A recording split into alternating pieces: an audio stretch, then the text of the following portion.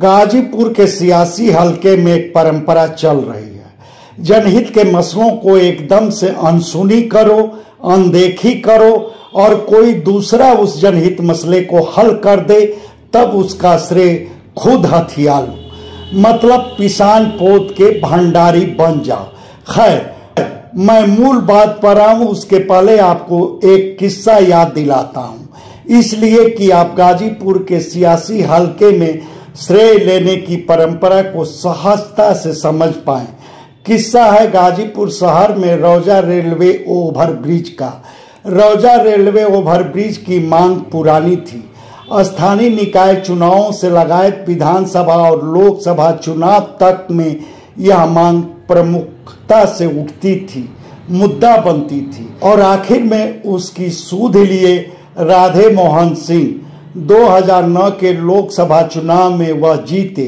फिर तो उनकी पहल पर रौजा रेलवे ओवरब्रिज बनकर तैयार हुआ। जनता को सहूलियत मिली। ओवरब्रिज के उद्घाटन की बात आई तो उसका श्रेय लेने के लिए गाजीपुर सदर के तत्कालीन विधायक और सपा सरकार के मंत्री विजय मिश्र एकदम से व्याकुल हो गए। उनकी व्याकुलता इस कदर की लखनऊ में ही तत्कालीन पीडब्ल्यूडी मंत्री शिवपाल यादव से उद्घाटन की औपचारिकता पूरी कराए, फिर जनाब शिलापट लाकर ओवरब्रिज के आखिरी छोर पर जड़वा दिए। न उद्घाटन की सूचना राधे मोहन सिंह को देने की जरूरत समझे और न शिलापट पर राधे मोहन सिंह का नाम ही अंकित कराए।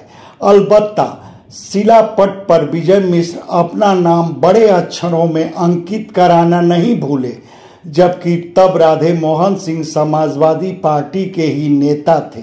खैर, उस बहुचर्चित सियासी किस्से की प्रासंगिकता क्यों आई, इसे आप हालिया हुए एक वाक़ये से समझें।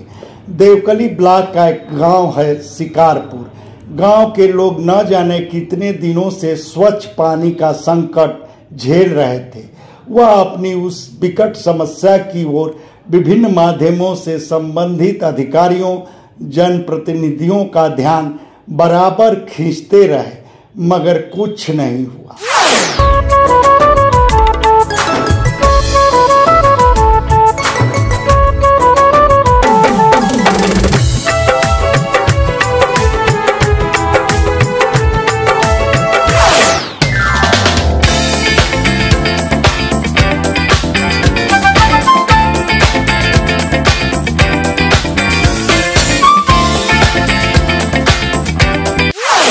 उसी बीच गांव के कुछ जागरूक लोग अपनी उस विकट समस्या को लेकर युवा समाज सेवी सिद्धार्थ राय से मिले। उसके बाद अपनी टीम संग सिद्धार्थ राय गांव में स्वच्छ पानी पहुंचाने के लिए भगीरथ प्रयास में जुट गए। उस क्रम में वह प्रशासन समेत जनप्रतिनिधियों को चिट्ठी भी लिखे। आखिर में सिद्धार्थ राय और उनकी टीम के उस प्रयास का सार्थक नतीजा निकला। गांव में अरसे बाद स्वच्छ पेयजल की आपूर्ति फिर से शुरू हो गई। गांव के लोग सिद्धार्थ राय और उनकी टीम का मुंह मीठा कराकर अपनी खुशी का इजहार किए। हालांकि उस प्रयास में खुद सिद्धार्थ राय को भी सियासी हमले झेलने पड़े थे। वह सियासी हमले किस अंदाज में हुए थे, उसकी चर्चा की जरूरत मैं इसलिए नहीं समझ रहा हूं कि उस पर मैं पहले ही एक वीडियो बना चुका हूं और उस वीडियो का लिंक मैं इस वीडियो के डिस्क्रिप्शन बॉक्स में डाल भी दिया हूं। खैर, जब शिकारपुर गांव में स्वच्छ पेयजल की आपूर्ति शुरू हो गई, तब भाजपा की राज्यसभा सांसद डॉक्टर संगीता बलवंत के लोग खैरख्वाही में उसका श्रेय अपनी सांसद को देने की जुगत में लग गए। सोशल मीडिया पर अभियान चलाकर सांसद का गुणगान करने लगे, बल्कि सोशल मीडिया पर डॉक्टर संगीता बलवंत की वह चिट्ठी भी शेयर करने लगे जो शिकारपुर गांव में स्वच्छ पेयजल की उपलब्धता सुनिश्चित करने के लिए डीएम को लिखी गई थी। फिर डीएम की वह चिट्ठी भी शेयर की गई जो सांसद की चिट्ठी का हवाला देकर संबंधित अधिकारियों को लिखी गई थी।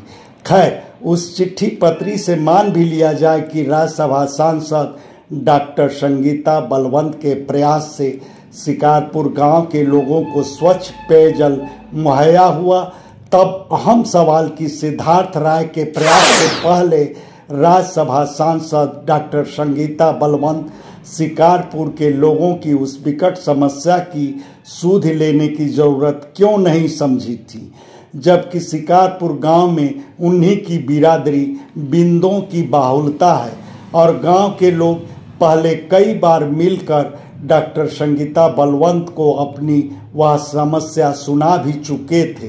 खैर, भाजपा डॉक्टर संगीता बलवंत को राज्यसभा में इसीलिए भेजी कि वह बिंद बिरादरी की समस्याओं का निराकरण कर बिंद बिरादरी के वोट बैंक को भाजपा से जोड़ेंगी।